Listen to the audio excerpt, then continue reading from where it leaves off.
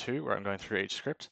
So the first script that is called is select reviewer, and you can ignore this section here. It's something you should do when you're creating PowerShell scripts. It's a standard way of commenting, but it's not important for going through it. So basically, in PowerShell, instead of using just $1 or $2 for inputs like bash, you specify parameters explicitly in a parameter block at the start of the file. And this treats the whole file pretty much as a function. So then I just create some variables at the start. I set my reviewer to null. That's for checking later on. And then basically I want to get the JSON file I showed you earlier, PR preferences, and I want to convert that to a dictionary or a hash table, whatever you want to call it.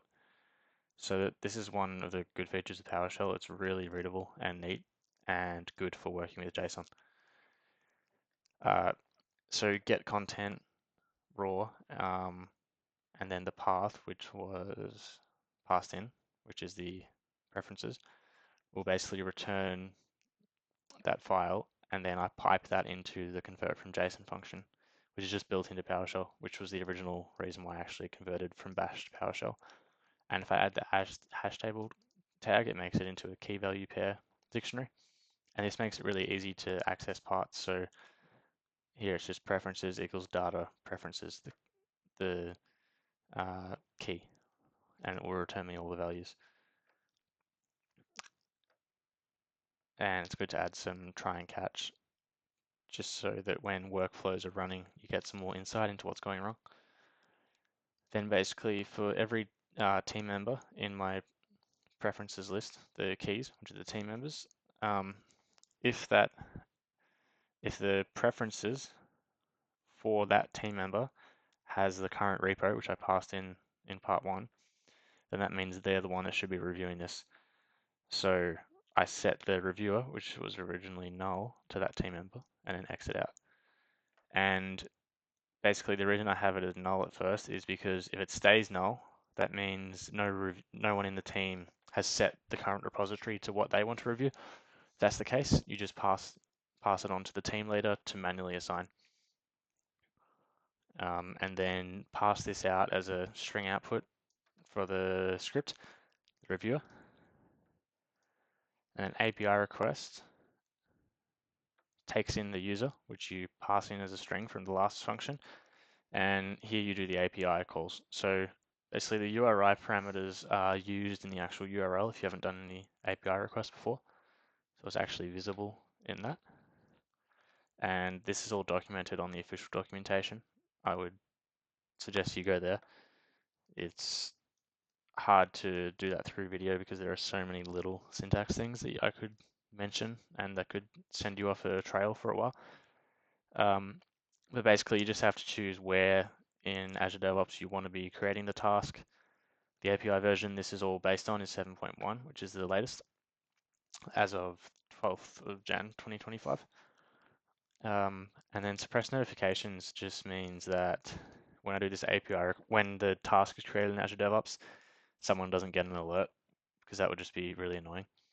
And the whole point is you don't have to respond to the pull request straight away, but it becomes a task in your current sprint, and you can look at that when it best suits you, and it's all in one area, all centralized.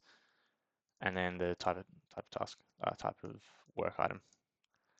So here is more just information for creating the actual task with the JSON body.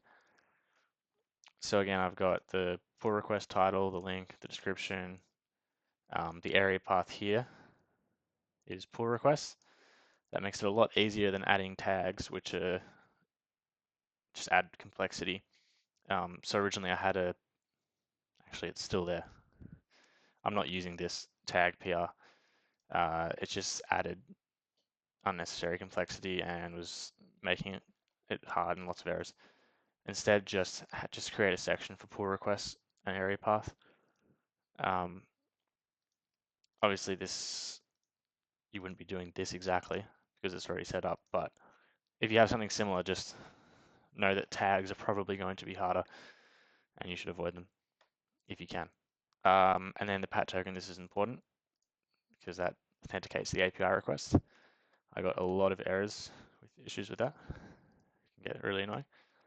So the body, really nice and neat, easy to read. Basically, you can ignore op and op. It's always add pretty much from stuff we'll be doing. And you probably don't want to use an API to delete stuff in Azure DevOps. But basically, the path is just the field for the task. So what I'm changing is the title, who it's assigned to. This will actually assign it to someone's email and put it into their task list, the description, and the area path. And then within headers, which is you could include it in where was it? There's another way for API requests. It doesn't the authorization I think can be a separate parameter, but I just include it in headers because it's easier to add to later on. So Azure DevOps uses bearer tokens, and you simply just have bearer and then the token in what will be text later on. And in PowerShell, it's really neat. Instead of doing a curl, there's nothing that wrong with curl, but this is just really nice. Invoke a REST method, and you've got your parameters. So the actual URL, the method, which is post here because we're changing stuff, the headers, the body, and then the content type is application/JSON patch. So JSON patch doesn't update everything in a post because that'd be inefficient. It just updates what's changed, so it patches it. And then you should put this into a. This is users a try and catch again, just so you can get some more insight. Yeah, that's it. If you have any issues, you can go to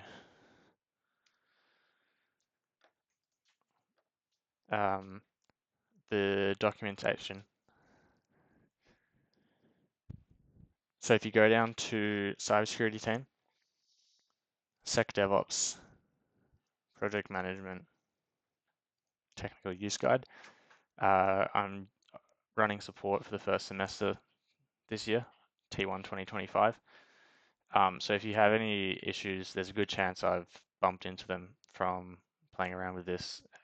So you can just, if you click support, it'll automatically create an email with this subject, and just leave that subject exactly as it is because I have an Outlook rule set up, so I get them all in a certain inbox, and then I'll respond to those, see if I can help.